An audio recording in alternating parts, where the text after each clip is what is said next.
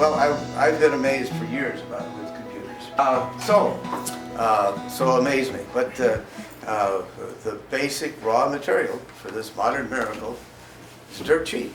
It's exotic. No, it's not expensive. It's sand. And it may be that for the really high speed and refined things that we have now, you need especially refined sand. I haven't even looked it up, but I think it's just amazing that the basic ingredient for this thing that's changed our lives is sand. Actually, you could call it dirt.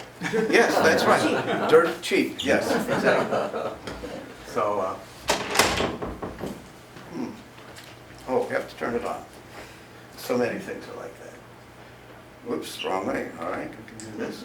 So, what I've been spending the time preparing this for is to talk about text output. Can it be amazing? Well, actually, yeah, I think so. Before computers, we had typewriters. Typewriters were monospaced, usually Courier, like that typeface there. And you had two choices, Pica with 10 characters per inch, or Elite with 12 characters per inch. That was pretty much it. And that's the way it was for years when I learned typing, and perhaps when you did too. Those were the choices, and you'd go into the schoolroom where the typing class was, and there'd be rows upon rows of typewriters, and they'd be Pica or Elite, and you do your time right. So that's the way printing was. So the computer output was limited, went to teletypes or line printers, and the teletypes were all pretty much uppercase. So were the line printers for the most part. So the teletypes that we had a limited character set. The 5-level code gets you 32 different distinct characters, and it had a shift in and shift out to be the shift between numbers and figures. So you had uppercase letters and some numbers and figures that could be typed out from a teletype, a regular teletype. The lower line printers were available with lowercase, but that slowed them down because the line printers worked with either a large drum that had to have more characters on it and hence take longer time to get back to the beginning to print, or chains, which again had to be longer and slower. So in general, the output that you got from computers was all uppercase, mechanically produced, and pretty crude. In fact, what I have here, this was this is a sample teletype output. It wasn't computer generated, but talks about the New York stock market, and you can see that the print is, this was one of the ones with a jumping pin box that jumps around and hammers against the paper, and it is very uneven. It's all uppercase, but at least it. And this was the deluxe one. This was an ASR 35, which was the heavy-duty industrial strength teletype available those days. And, this was I found this with my notes that this is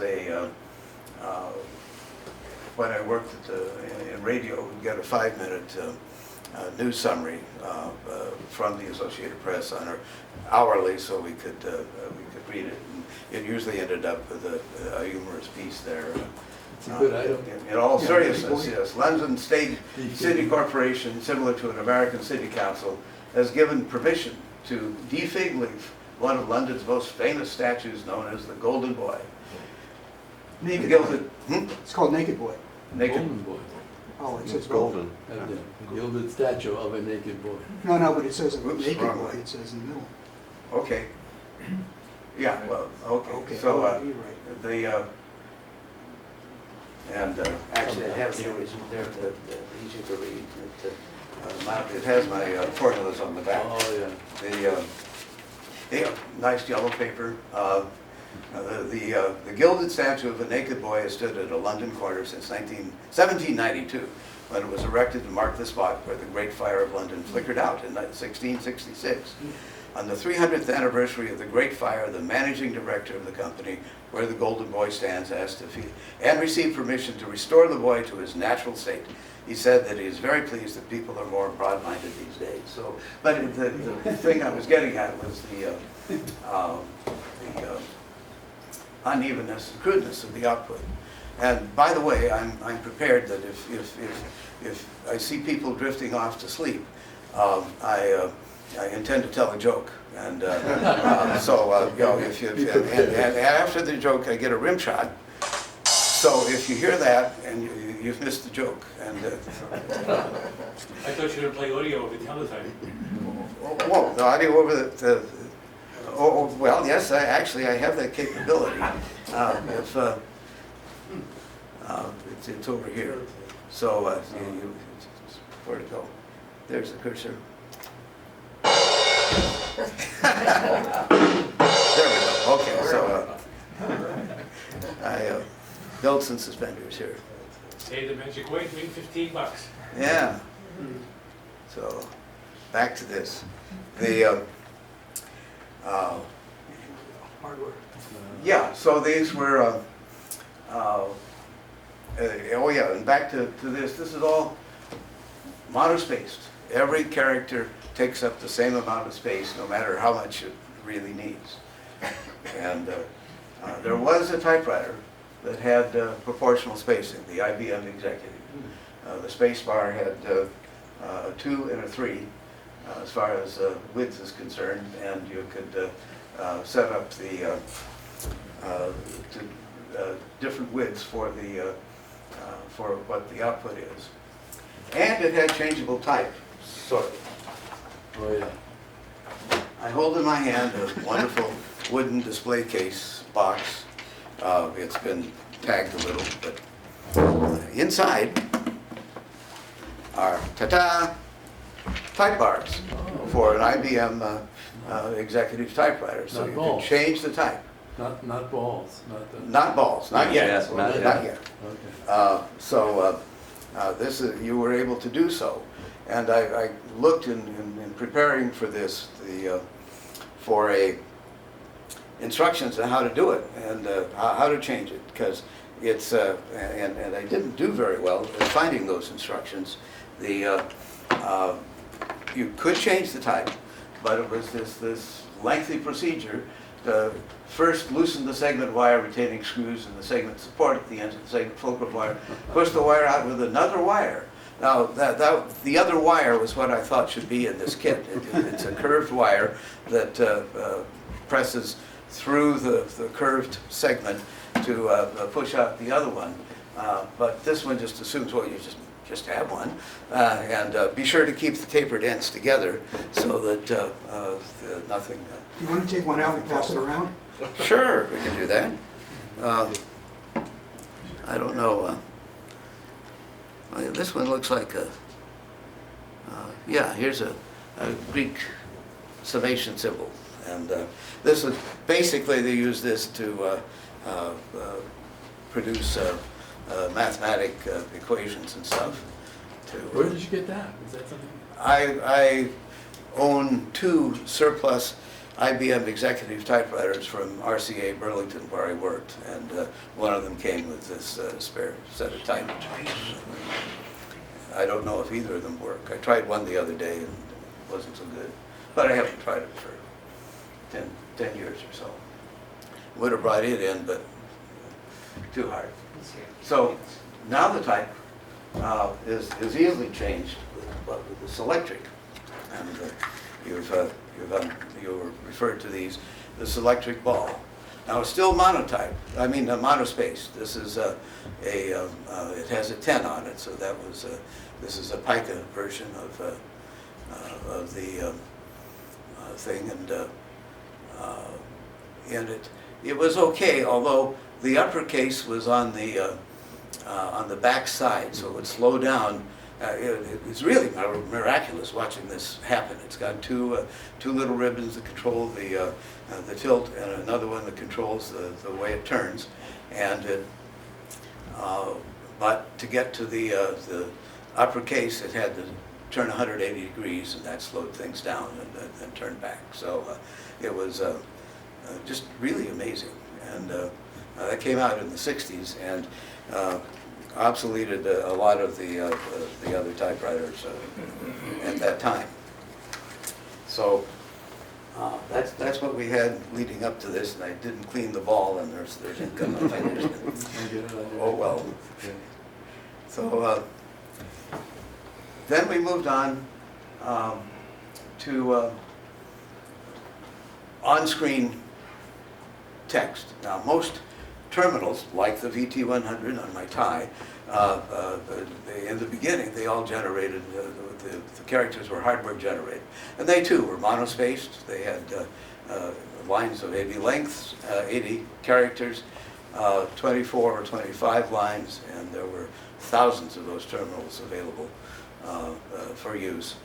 And eventually we moved on to screen graphics.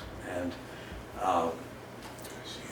the fonts were bitmap fonts, which meant that they had to, for every font that you had, you needed to have a different size, a different bitmap for the whatever was whatever scale or weight there was going to be. And I think I have a demonstration here, which I may be able to use. This shows if you don't scale it right, if you don't have a separate thing, you can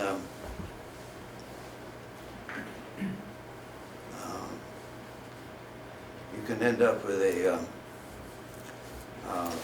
jaggies. And this is a demonstration that I found that shows how if you have it at the regular size, it looks good, but if you enlarge it, it will get progressively less aesthetic.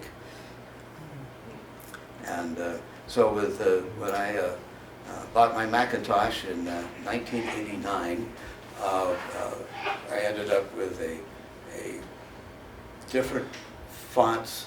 There was a font set for italics of a certain size, for the main typeface of a certain size, and so on. And you had to have different ones for to make the screen look right.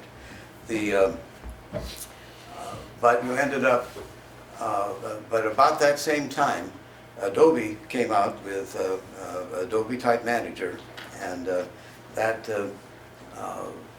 and Adobe Type. And what happened there was they had designed, let's move on, what we have now, which is really amazing. You can go onto screen or paper with any typeface, any size. You can have it be proportional, spacing or not. Automatic justification as far as filling out the lines or not. They also color outlines that are fill, and other variations with curvy lines. You can make it move. There are lots of things that can be accomplished with this. And I spent the bulk of the time preparing for this because I promised to explain the formula for doing this. And that was really elusive. This stuff happened kind of like 30 years ago, shortly after I got my Mac in 1989, 30 years ago. The Adobe Type Manager came out, and they had the outline fonts. And this is some of the things you can do. So the top one is just Courier. One of my favorites is Palatino. And the reason I like that one is kind of emphasized down here. It's like you would get with a calligraphy pen, so that the stroke is evident, and it's not each of the characters or each of the stems and strokes involved in putting it up are differing widths. And And there are other things that really violate the spacing thing. Has a swash capability in it where they really overlap. And I picked some other considerations, and this turned out to be a real quagmire as far as the technology, trying to find out what it was, and the and how they do it and what they take into account. There are these combinations of letters, FL, FFL, where they can be nested with each other. Here they're clearly nested. The F overlaps the L, and so you, and I've momentarily forgotten the name for... Ligature? Yes, thank you very much. Yes, that's it, the ligatures to take into account. So that's the, what we can do here is try different things, and I think this is really pretty amazing when you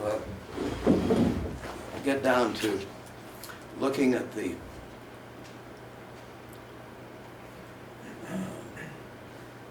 these typefaces. You want to change something. We have just, here's a whole list of typefaces, and so many different things that you can use. So you want to make it look like a Old English headline, you got it. It's right there, came with the computer. A nice Art Deco Bauhaus thing, Algerian. A lot of these things are, keyed to basically headlines. The trying to make something readable. You go to, this is Baskerville Old Face, which isn't terribly different from Palatino. You want to have, pick a type that's readable if you're going to do a lot. Bradley Hand. Bradley Hand. Bradley Hand. Is that here? Might be. Let's see.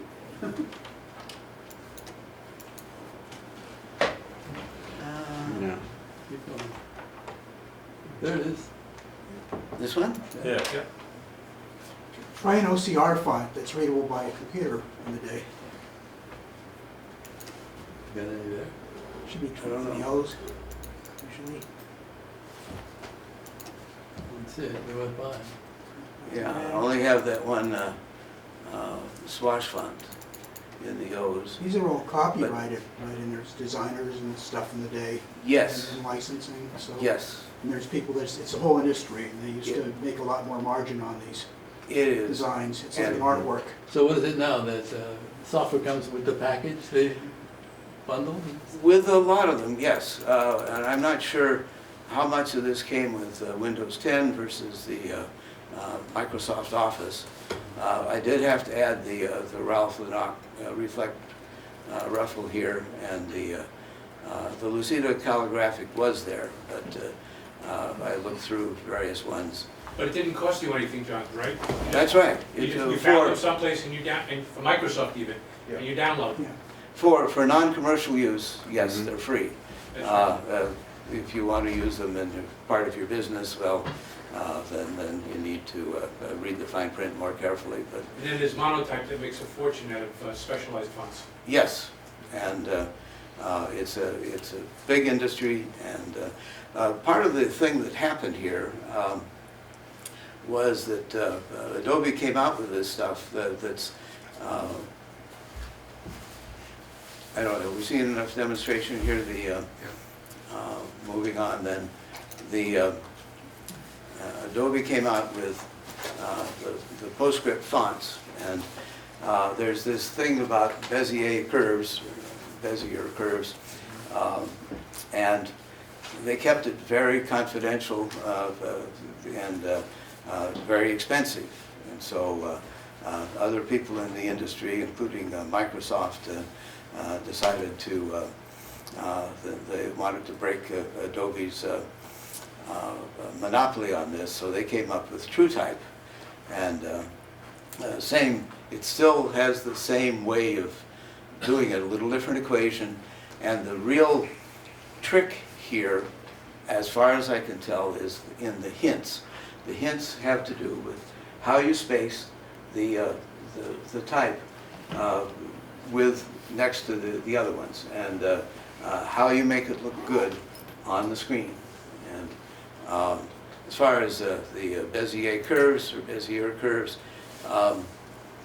there are a lot of things here that goes on and on and on. So there are quadratic ones and cubic ones, and these lengthy equations, and it's amazing, hard to understand,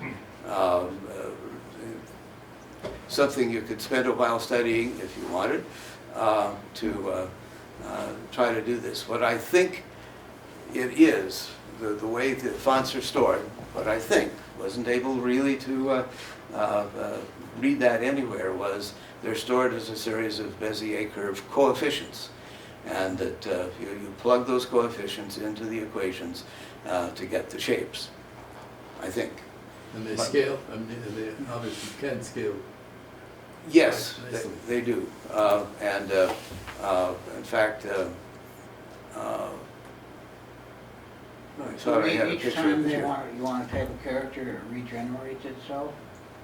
Yeah, As far as I can tell, yes. that's what And, makes them dynamic, is because they're driven.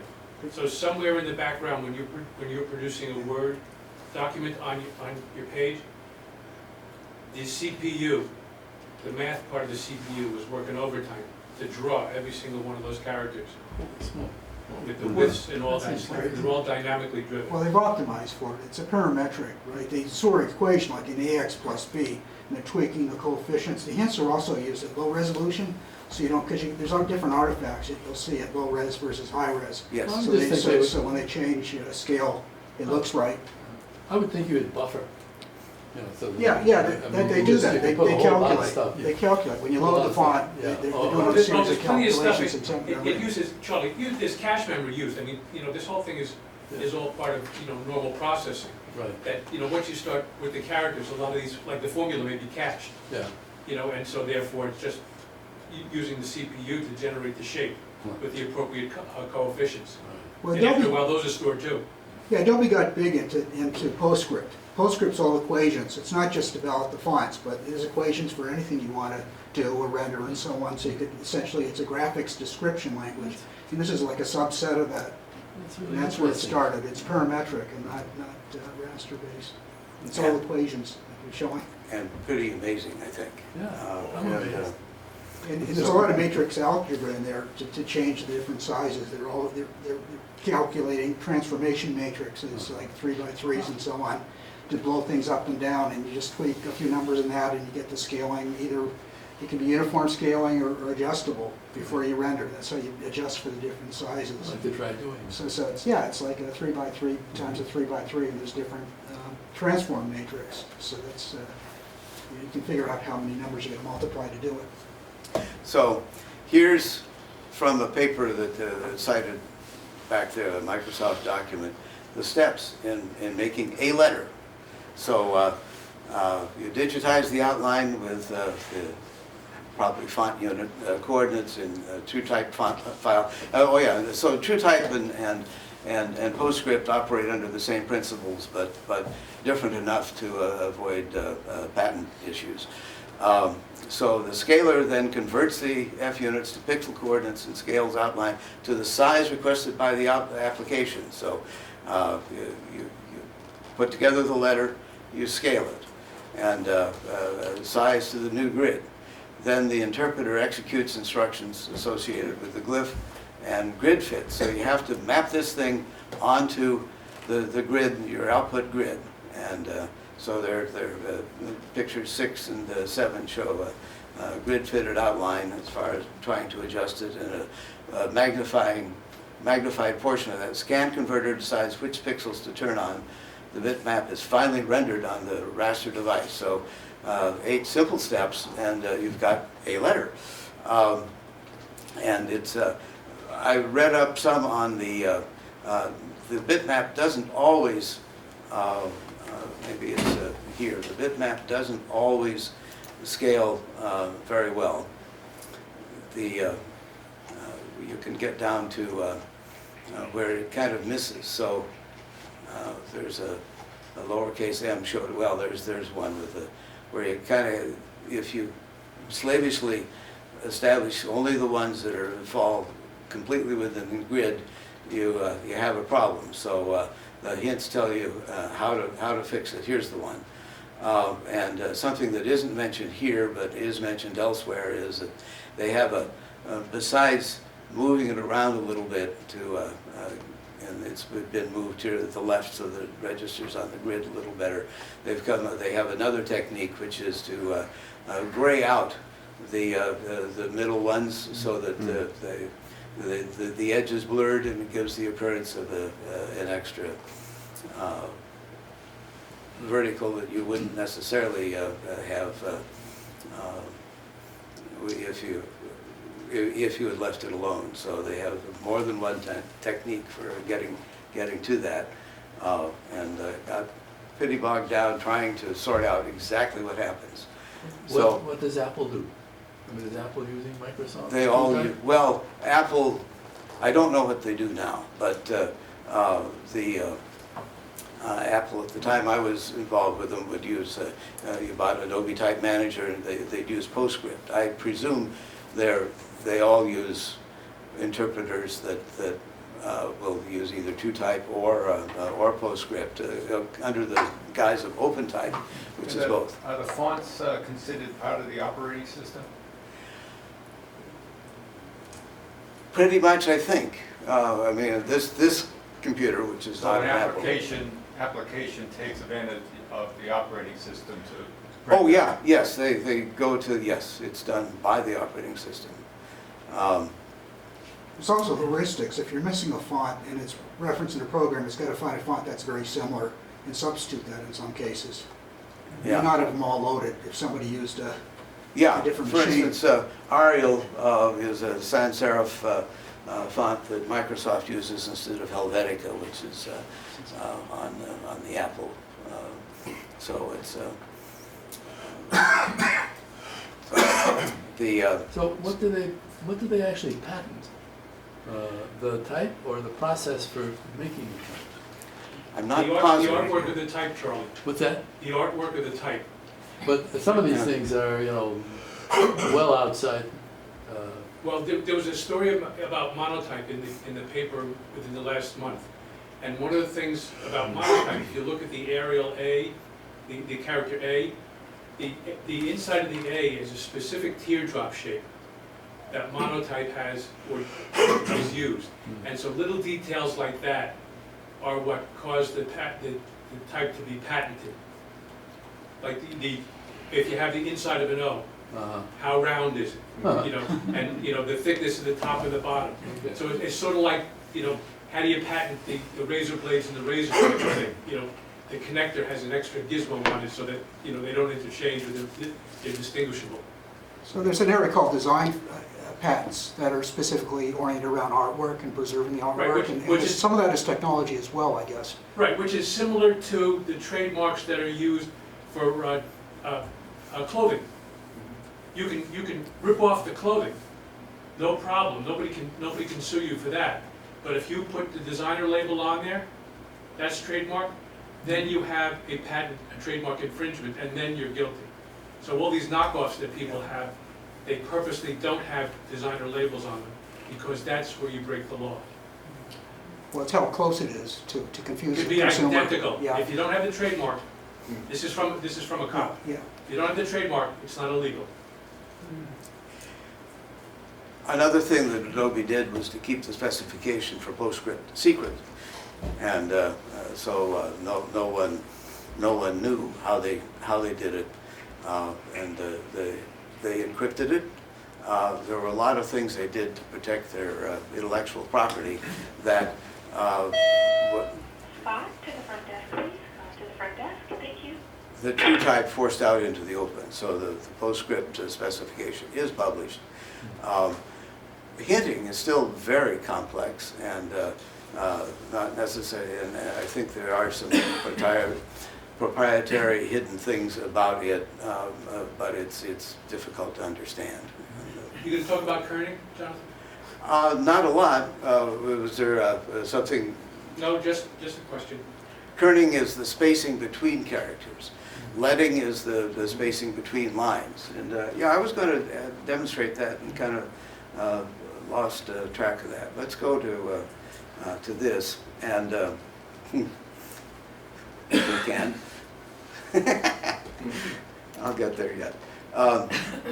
One of the amazing things that happens is if you change these letters to suppose you want to make that big.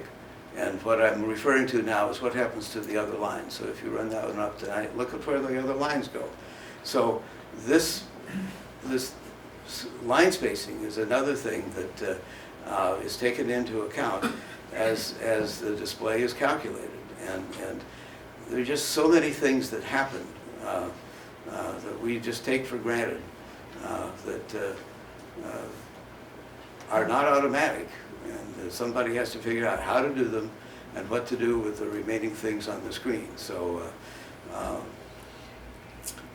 How much of that is PowerPoint and how much of it is embedded in just the general software? I believe what we just saw is available universally, I think, rather than PowerPoint Well, specific. Jonathan, even if you look at your highlighted R, look at how much space is reserved with the gray area. Look at how much space is reserved for that character. Yes. That's really what's driving this whole thing. The underlying technology says that gray rectangle is for me to display the R, or whatever letter I want in there. And there's a U. Yeah, similar And height. the widths are different, if you notice. Yes, that's proportional type. And of course, that's very, very small. The height will be the same because that's your leading. Yep. That's what's going on there. And the widths are different because of proportional type.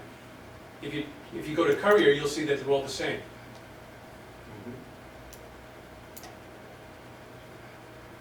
I think we'll still get the leading difference, so, Leading Yes. will always be different because that's independent. yeah. But the I and the E, you'll see, are two different, or are identical, where they'll be very different in proportional font. Yes. So, I think this is really neat. Fonts are fun. And we don't think about it. It just happens. So, back to, are we finished? Well, it's non-trivial, better fonts have better hints. And we finally have one character. What about the other characters? Well, there are thousands on a screen, this is what Peter's saying, that need to be generated with the same tender loving care just described. Isn't that a lot of work? Yes, it is. And we've heard methods described to prepare so that the work doesn't have to be done every time. And but they may or may not be used depending on the situation. And so it gets back to, well, how much can you really do in a second? And 53 years ago in 1966 when I started, the dimensions back then, were mind-boggling. I worked on the RCA Vic, and it had a 3 microsecond core memory capable of supporting 300,000 operations every second. That was, and is, an astonishing number of operations. I mean, how many things can you and I do in a second, really? I've got a million things to do, yeah, well, maybe, and how long you're going to need to do them. I mean, it's it's a non-trivial number, and our actual speed was closer to 150,000 operations per second. There's a little story that goes with that. The main memory people had built their memory and beat on it all they could, and made sure that it could go at the full 3 microseconds for hours on end. And they had it all tuned up, and we hooked it up to the CPU, and it didn't work. It was, we got wrong data coming out, parity errors. And well, it turns out that it was great at 3 microseconds. At 6 microseconds, no, it couldn't do that. It couldn't go slowly. It could only go full speed. And there was some ringing in the lines which they had to address, and we got fixed. But our CPU could not, under most circumstances, drive it at the 3 microsecond speed. So actually, here's a picture of the lab environment. This is where the main memory, 4,000 words in each of those 4 banks. So we had 16,000 36-bit words available for this, and eventually we built another one of those. Is that magnetic core? Magnetic core memory, 3 microsecond. Yeah. What's that? 3-wire magnetic? Yes. Yeah. And over here we had a high-speed memory, which was a 4 or 5-wire one, that had a 700 nanosecond cycle time. And the CPU is this thing sitting here that was eventually put in a drawer like this. Our input-output, paper tape. Unless it was switches, we had to switch. Paper tape, punch paper tape. Jonathan, which one is you? Yeah, this one. And so had a 4-channel scope so I could watch what was going on. And here are our drawings. So we had pages and pages of drawings. Cards to be modified, to be repaired or modified to, as we were trying to do it. Big honking power supply, 5 volts. And I don't remember how many amps was needed to drive this thing. I remember that Tektronix scope. Oh yeah. Yes. And Something 45, was it? 545 maybe? Yeah. Yeah, sounds right. I grew up in Oregon, so Tektronix, being from Oregon, has a special place in my heart. They didn't hire me, they could have. Their loss. Hmm? Their loss. Yeah, damn Skippy, yeah. And so, I remember taking a trip out to the Tektronix research lab in their plant in Oregon. It was a nice campus. Green, right? Rains a lot on it. So, I don't remember what else I had to say about this, except that this was all crude. And something that's occurred to me as I think about the way things were. I mean, mainframes, you pass a deck of cards through a window and come back the next day to get your printout. And the printout would be this full width kind of thing. Actually, here's my masterpiece of computer graphics. I printed out, created a program that created the directional pattern at the radio station where I worked. They had this really lopsided nighttime pattern. And a lot of the work in doing this, just like in the fonts, was scaling the characters to the available space on a line printer. And so that kind of relates to what we're talking here, that you have to scale your output to fit the whatever media you're going to. We had a Selectric somewhere eventually. This was before we could dream of driving a Selectric to use as our output. I don't remember if we had anything besides paper tape for input. Eventually, this computer got integrated and fixed and hooked up to magnetic tape drives and a big drum memory and put on an airplane. The SAC Looking Glass aircraft is a prototype for airborne command post. Although something that still didn't happen, and it just kind of occurred to me, we didn't really have a system device like we do now. Today we have a hard disk or a RAM that holds the operating system and is the heart of where the storage is. And that didn't happen. You loaded the programs off input and output and ran a batch and then spit out the results and on to the next program. And it wasn't something that you could just have a lot of resident programming or data on a computer until later. Well, the only thing resident at that point in time that you could have was something that we would call a BIOS today. That was about the only thing that you would have. That was- If you were lucky. A Yeah. lot of times you had to toggle in everything at the Yes, beginning with all the buttons down below there. Yes, oops, wrong button. So that's, there's the toggle switches, and I got really good. You Yeah. have to toggle in. That's right. You had to put in like It was a 32 hardware words BIOS. with buttons, and that was called the rim. Yeah. There did the initial small one, and then you had to put in a bigger bootstrap. Oh, Yeah, yeah. yeah. On paper tape, and yes. then you could load your program, Yes. which was prepared someplace else. We eventually got improved so that the bootstrap was on an IBM card, and we got a card reader. Only the card reader was poorly designed and didn't work very well. So it was sometimes easier to just read it, switch it all in.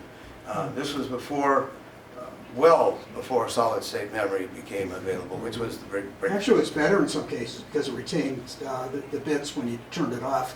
When the solid state first came out, you lost everything. You had to start all over again. Right. Put in a Right. rim. It was- With the core memory, it Yeah, had there's some persistence persistence. here. John, how come it was 36-bit memory? Was it 32 plus 4 parity? No, 36-bit was actually 38 in many cases. It was the prevailing word width at that time, the 7090, 7094, was 36 bits. And they didn't, until the IBM 360, it didn't go down to the 4-byte 32-bit word. Wasn't that 6-bit characters? 6 characters? 6-bit characters, that's right. That's You get 6 of them. Well, that goes back to octal and all that crap. Yeah, RAD 50. It was the encoding, right? You can encode differently. Like you talked about the PDP-10. Right. That had the same 36-bit, and you could configure it for different word size, well, character sizes, I guess. Yeah. Cindy, Jonathan, what year is that picture?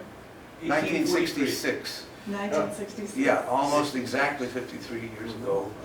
It was around Thanksgiving time. Thank you. So, anyway. What else do we have? So, that's how fast it was. The mainframe computer at that time was capable of doing 2 million 36-bit operations per second. That's a lot of operations. 25 years later, the Macintosh 2CI that I still have, rated at 25 million 32-bit operations per second.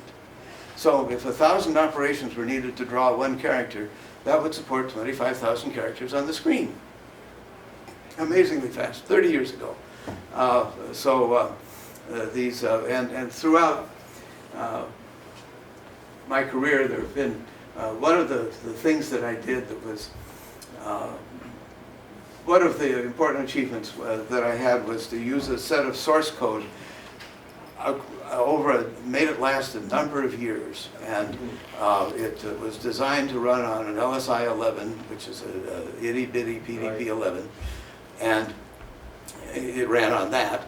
But we also ported it to a PC and kept the source code the same, and we did it by emulating. So the PDP 11 instructions would allow you to take something from memory, add it to something else from memory, and put it back, all in one instruction.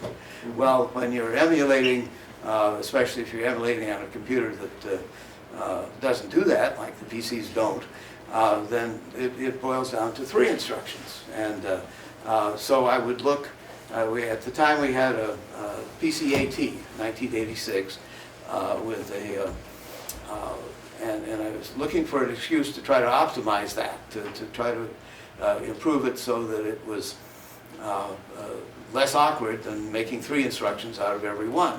And did a timing analysis. No, the PC was faster than the LSI 11, even though it was doing 3 times the instructions. So the things just keep changing, and the Intel giveth and Microsoft taketh away, and it's we get less efficient software, but it doesn't matter because the hardware stays ahead of it. Even at IBM, the 7094, when they came out with the Model 360, which was one of the most popular series at the time, most of them were running the old codes from the 7094 using the emulation Okay. for years until they had perfected software on the new platform that was running natively.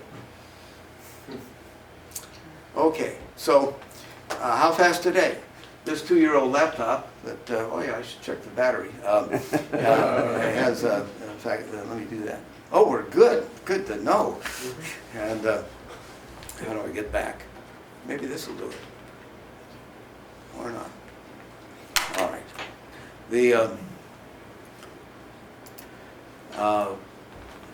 It's rated at 1.8 gigahertz with 8 CPUs. That's a lot of operations. And does it really mean it's that many? Is it really 10,000 times more powerful than the Vic computer? Well, possibly not, because yes, the data path is wider, sort of, and there are a lot of things that are done to make it run faster, and but you get overhead with well, how do you distribute the project to be run among the 8 computers that are 8 CPUs that are there, and various other housekeeping things that are done. So there was a lot of bare bones. It was very Spartan as far as what you had in the computer that ran so slowly, and it wasn't slow. You're saying you have 8 CPUs in that? Yeah, that's what it says. 8 cores, yeah. Yeah, well, no, it's probably got 4 cores. It's probably one piece of silicon that has 4 cores, and it's hyper-threaded, so you get the 8. Of course. Well, here's the, Yeah, so that, I mean, and it depends on the type of problem, how fast it's going to be. If If I it read up- paralyzes it or not. the resource monitor shows, 0 through 7. yeah, it goes to 0 to 7. So, That's how many threads you have. Yeah. okay, they're labeled CPUs, but, They're labeled CPU, but they're really threads. Okay. hyper threads. all right, so it's the dual thing that was being described. Okay, This is an i7, right? It's, yes, yeah. So I think it's actually quad core. I think, okay, I think there's 4 CPUs in there. okay. With hyper-threading. There Double do it. exist 8-core CPUs, but not on most consumer products. Okay, all right. But you can still say it's 8 cores, okay. Well, I took the CPU term from the performance monitor there. Yeah. So It's a- it's still a lot. And I read today that the new Apple iPhone claims 1 trillion operations per second. And that's, that's in your hand. By the way, they do use a lot more cores, Okay? but they're very much simplified cores. So these machines are actually slower, because the cycle times have been reduced in order to allow all this parallelism to occur and not to generate a lot of heat. Well, right, so the CPUs used in laptops and a lot of consumer things Yeah. are what are called RISC computers, reduced instruction set. Right. So It's they the ARM chips, for Yes, example. so they're, if you use a pejorative term, it makes sense, they're degraded. Yep. So they can't necessarily calculate pi efficiently to 34 million characters, but they can take care of the basic work that needs to be done very efficiently. So to Jonathan's point, they can take something from one register and add, and 2 registers and add them together and put them in a 3rd register in one instruction, because it's been optimized to do that, and that's something you have to do a lot, versus a general purpose CPU that actually goes to address 1, brings it into memory, goes to address 2, brings it into another memory, adds the 2 memories together, puts it in memory 3, and then takes memory 3 and puts it into a location 3, then puts it back into memory so you can access it to the next step of the program. So some cases, software has to be written to be taken advantage of the parallelism. Like, for example, at the beginning, backup programs were slowing down because there were still plenty of cores and so on, but it didn't take advantage of running it in parallel. And until they rewrote the software to run Right. things in parallel, Right. they didn't see the speed up. Right, So you have to take eventually- the whole technology infrastructure into account. So to Jonathan's point, he said, in his 3rd bullet, Is this 10,000 8 times faster than a Vic? Probably not, but is it 7 times faster? Perhaps. You know, because you do have overhead. And contention and such. Yeah, I mean, you know, there's Yeah. task switching and all this other stuff that takes a couple of cycles here and there, you know, and has to get done, so you lose something, but it, I mean, it is, you know, a lot faster. Yes, Yeah, I mean, yes. Sun came out with like a 64 core thing that actually ran slower than 10-year-old PCs at the time. But you have to It was look, good. but if you compare Versatile. task to task, Yep, for the Sun Graphics workstation, when they were doing their work and they were Yeah. displaying their graphics, they would be infinitely faster than the old devices you were comparing them to. You have to distinguish there between raw processor speed versus throughput. Throughput can use multiple cores or multiple threads. Oh, let's talk about megaflops. well, I mean, the analogy is right, is putting a truck down a highway versus a lot of bicycles that all have bicycle lanes. Hey, And that's no, not essentially what we're doing, yeah. No, you get around it, but when you have a whole team of them, right, you can get a lot more work done in terms of moving stuff. Oh, yeah, I mean, that's the whole thing, you know, who would have thought, you know, 10, 15 years ago, multiple cores would have been something that we talk about in CPUs today. You know, it's a chip, it's a single core and all this other stuff. Now, multiple cores, like, you know, and everything, you know. Your refrigerator has multiple cores. Just along the line of you take 9 women to make a baby in 1 month. Yes. I think that was the analogy originally used as a design principle. So, okay, well, you know, you've been a great audience, and I came prepared to tell jokes to wake people up, and it hasn't been necessary, but I'm going to tell one anyway. So there's a story about... Can we vote on that first? Yeah, it'll be over. There was a competitor to the Waltham Watch Company in Waltham that back in the pocket watch era, that was called the Tates Watch Company. And they decided, since they had all the tooling, that not only should they produce watches, but they would produce compasses. And but there was a problem. The compasses didn't work very well, perhaps because they were in a steel case, but whatever. And, but it gave rise to the expression that he who has a Tates is lost. There we go.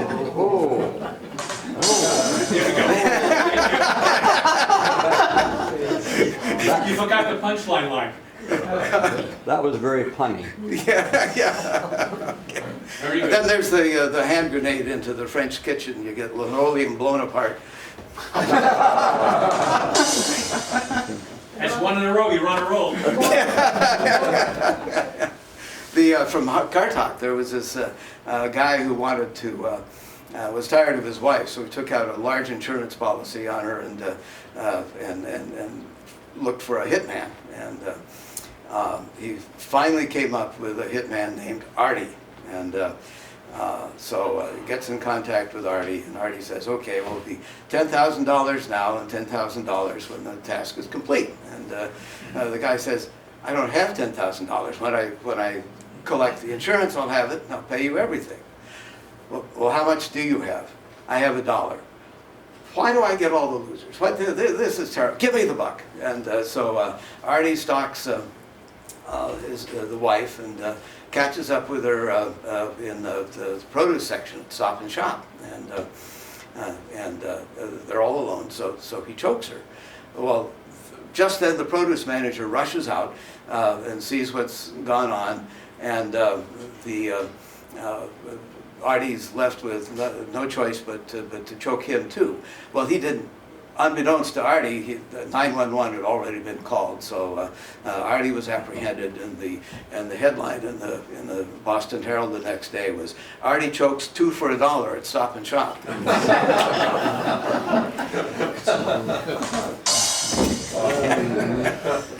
Okay, so anyway, wanted to admire the screen here. This is the from a Windows 7 computer, and just all the stuff that's on there. That's from a presentation I made a couple of years ago here about my favorite logic gate. But the things that are interesting here, well, first of all, there are all kinds of letters. There's all these things that are maintained. Oh, and over there is the artifact of the way the Macintosh fonts used to look back in 1989, where you had ones with different, that's just incidental. I was really just trying to get the Windows 10 that's here, which we'll look at in a second, is more Spartan. They've had to, because when you go to a handheld, you can't fit nearly as much on there. They've had to remove some of the embellishments, but Is the missing characters and the stuff that's behind the screen, is that still somewhere in memory, or what's? well, I mean, does that somehow still have to be generated even though not displayed? Yeah, Charlie, usually not, but that's where that stuff, so there's a couple of things going on here. The stuff behind it is in cache someplace. Yeah. This is in something that's relatively new that happened with all these fonts, called video memory. So one of the things that has to happen is you have to take the underlying data and you have to map it into video memory, and then that gets layered. So that, to your point, yes, it's there, but it's not displayed because the video memory only knows about it. That pixel in the middle there only knows about whatever that pixel I mean, is. that's gotta be. Right, it doesn't have a logic stack that it can pop and get the thing behind it, if you will. So, and that's what happened, and that's why there's like a separate CPU in high performance video things. There's a separate CPU that strictly handles all this stuff, like for gamers and stuff like that. These things have to flip around and change and do all these things in nanoseconds, in order to be very high. So for example, yeah, for gaming, like you have sprites that are moving across the screen, so it's continuously changing. Here you got to do calculations about what's covering what, and for the areas that are still showing, you may have to do some calculations. If you minimize a screen, if you have to recalculate, that's one thing. In some cases, you had enough memory lying around, we could just bring back what was behind there. But, And that's all usually in the OS level. right, and if you really want to think about it in some place you can understand, if you take one of the inkjet printers that you have today, and you're printing something, and you can hear the head going back and forth, printing, doing all these things. Under the covers in your computer, the video display is doing exactly that in a nanosecond. It's going through the whole display. Maybe it's optimized to understand what's changed and what's not, but it's going through that whole display. 4,000 pixels, or 4 million pixels, whatever 4K is, the high definition. It's going through that, how many times a second? Who knows?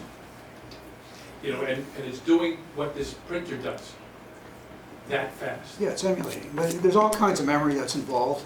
I'm just talking about- Yeah, I'm what talking you're about seeing is processing. only one type of memory at the final part. But there's other video memory and so on where it's calculated a bigger display in some cases before it renders it to you. Right, and just the point is that for each pixel, it has to go through this calculation. Is it what I believe it is? Has it changed since the last time? If it's changed, what do I do? If not, I leave it alone, I go to the next pixel. And it has to do that on every single pixel.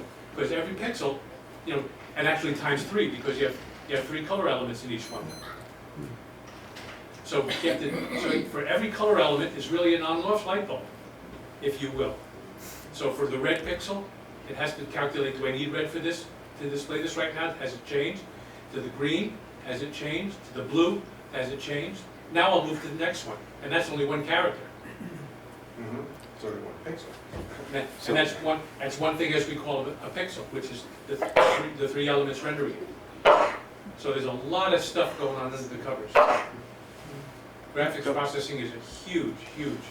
Well, there's optimizations about what hasn't changed, which is many cases. So for example, the video encoding that you get when you stream, most of that image that you're seeing is from prior images that are already there, and it's transmitting the differences. Sure, The stuff that actually only changed. Even And it gets television, optimized for that. television interlaces, Yeah. just for that reason. Every other line is refreshed, so that instead of every line, 24 times a second or 30 times a second, it's really half of that. That's prevent flickering, And because that's it can't prevent- keep up. But it's the same thing, for the Yeah. same reason. Let's let John get it. Yeah. Well, Go forward. this is Sorry. good, what Peter said. That really is my point. There's a lot of work to do things we just expect to see happen. And that's pretty amazing. That's my point. Well, scrolling, for instance. So, I've got this thing, and here are little displays that are scrolled up and down.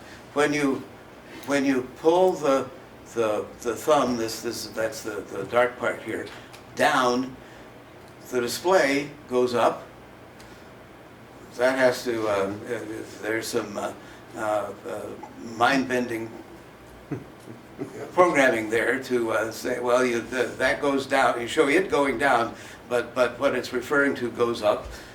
What about that? And where do you keep these things, and how do you make them look like they were there all along? And Peter described some of that. So there are just a lot of neat things. Text wrapping justification. We know that when we go into when we developed a terminal at one point and had to decide, well, how do you wrap the text? How do you just move the character to the next line and push everything down? What do you do at the bottom line if you use up another line? Or do you break it at a word? And how do you recognize that for sure? And a lot of decisions that had to be made as far as how you do that we take for granted today. Yes, you get the text gets wrapped. It can justify. You have a choice of left flush over here, or centered, or right flush, or spread out across it. Apparently, it doesn't spread if it doesn't have enough characters. 2 columns. The slide isn't necessarily a good place to start for that, but these are things that are built in and calculated for you amazingly. Okay, so which window are you going to look at? So we have all these windows available, and talk about I don't know it's called the focus. The window that's on top has the focus, and that's where the cursor goes. But it's not automatic. The computer has to figure out which one has the focus and which one is being talked about. In fact, you get to the point where, well, oh yeah, another thing, context menus. You right-click on something, and you get all these options that are pertinent to the particular place your cursor was on the screen. So here you might want to change the justification, or change the increase the font size to something else. It's all right there. Didn't work, but Yeah, nothing highlighted. yeah, okay. So right-click on it, and so that's something that's really neat. And the programmer has to provide for what's going to happen when you go for a context switch. If you go over here, you get a different set of options. If you go over here and right-click, you get yet another set of options. So this is the fact that this is all available at your fingertips is pretty amazing. Another thing is some stuff left over from keyboard-only days. If you press on the Alt key,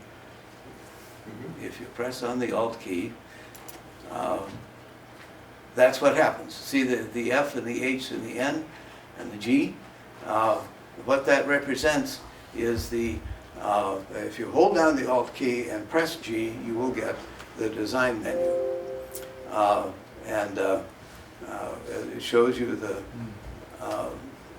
various things that Alt.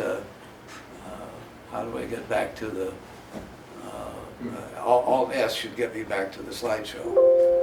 Some of this relates back to the historical days. At the beginning, you That's didn't right. need a mouse. Yes. You can do everything with a keyboard. Yes. And these are all sort of shortcuts with Exactly. menus that pull down. It's still there and useful sometimes. Over here on the window behind here, the Alt key characters are underlined. So if you hold down the Alt key, I don't think anything more happens. Oh, well, it's like, Oh, and there's another thing too. You can use the arrow keys to navigate. So if you've got if you've got a file, you can do a right arrow. I'm sorry, tab, maybe. All right. I may have picked a bad window to do this. This is a web page. But you can navigate, well, the right thing to do is do a save page as. So you get a dialog box and you can tab between that save, cancel, apparently that's it. Oh, and then it starts going to other things. So you can actually navigate through a dialog box with just the keys, checking to see what thing is highlighted. These are all kind of artifact capabilities that are still there and always were. Then there's the thing, well, it hasn't happened to me so much recently, but there have been times when, well, can't the computer see where the cursor is, what I'm touching, what I'm pointing at? And why is it not reacting? Can it see? Well, the answer is no, it can't see. It doesn't see the screen. You and I see the screen.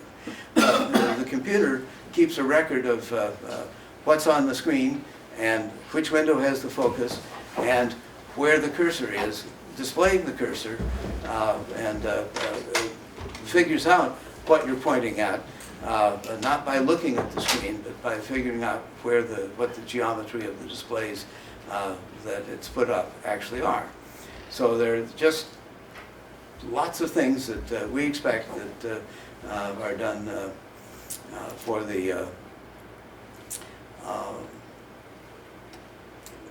but behind the scenes that we just expect. And well, yeah, that's the way it is. Well, wasn't always, didn't have to be, somebody did that. So other amazing things. This is all done with zeros and ones. There are no other signal levels in there. In fact, as a logic designer, I really enjoyed having the situation be the signal is high, it's low, or call the circuit designer because it's his problem, not mine. And it's just an adding machine. I talked about that several years ago, and I think I said everything anyone wanted to hear about it, but that's all the computer really is. The basic digital component is gates. It's a very simple concept, and there are just a lot of them, and they're very, very fast. Not Bill. Not Bill, yes, not, yes. Oh, he's kind of a basic. Yeah. Logic gates. Then there's a lot about software that harnesses the power, you program the software to make the thing work. And, so that's about what I had. Well, there's I'd like to die in my sleep like my grandfather did, not yelling and screaming in sheer terror like the passengers in his car. Exactly.